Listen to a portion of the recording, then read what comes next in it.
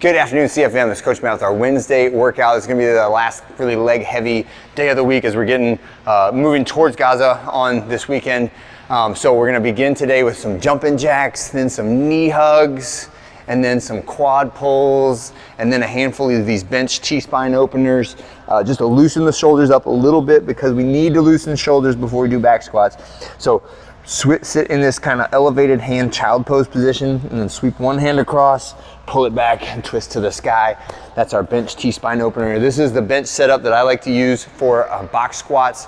So to get your squat warm-up sets in, the warm-up sets are programmed into the squat workout, but I'm calling them out during the warm-up portion of this workout. So when you see set number 1, it should be 5 reps at 40%, right? That should be the first little warm-up that we do on our squats today.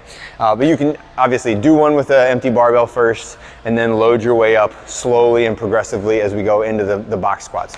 So there's no tempo today, the reps are lower, percentages are higher. When we do the box squats, make sure that when you're sitting down, you're not carrying velocity to the bottom like that. Don't plop down onto the bench. When you do it, you need to control your contact with the bench, then unload your legs, then re-engage your legs as you drive up. But what you don't want to do is get to like 2 inches above the bench with a significant percentage of your 1 rep max and then just collapse. And the only thing between the bar and the pad is your spine, right? And it's gonna smash a little bit, and that can be very uncomfortable and dangerous if you don't, if you do that, okay?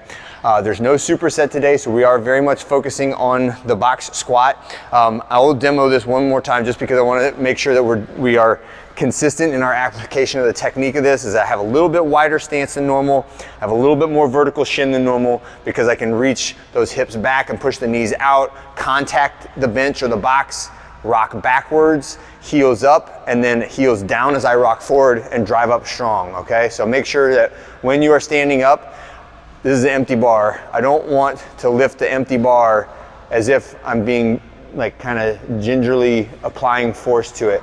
I want to come down in control and then drive up with authority, right? The speed with which you intend to move the bar is a strong determining factor of the adaptation of the muscles to that exercise. So if you're always trying to do things slow and soft and quiet, then the adaptation that you get for your muscles is going to be kind of softer, not as firm, not as much tone, not as much explosiveness, all right? So if you intend to move the bar as fast as you can, even if the weight is not a maximum weight, right, then you will get better results from the exact same reps, sets, percentage, etc., okay? Wednesday strength circuit. So this is when you're done with our squat set. We have a sequence of exercises to do that are leg heavy, right? So this is not for time, this is for quality. I want you to get approximately 40 to 50% of your 1 rep max back squat on the bar. I'm going to do a set of back rack lunges, so it's in that back squat position. I recommend stepping backwards. I like the loading pattern better that way. You can step forward if you want to. But part of the drill and part of the exercise is my feet are together, my feet are far away. My feet are together, my feet are far away, okay? So as opposed to I'm just taking this one position and I'm just banging them all out like this, right? Which is just a split squat right there. Different exercise for a different time. For today, I want you to step, all right? So there's a little bit of balance work, a little bit of coordination work involved in the stepping of the lunge, and I wanted to incorporate that in today's workout. Next, we're gonna do dumbbell pullover, Coach Matt's favorite shoulder exercise. Dumbbells hanging out of my hands, and I reach all the way overhead, stretch, stretch, stretch, elbow straight, and then pull back over the middle of my body, all right? Dumbbell pullover. And feel free to use different weights as you go through the workout. Like if you say you try the 40 and you're like, I can maybe do the 45, go for it, do it. Don't feel like you have to be locked into the same weight just because that's the first one that you picked off the rack. Single arm row, again, a heavy weight, pulling from that horizontal body position from the elbow straight until the dumbbell touches my chest or until my hand gets really close to my rib cage. Then we're gonna do some double under practice.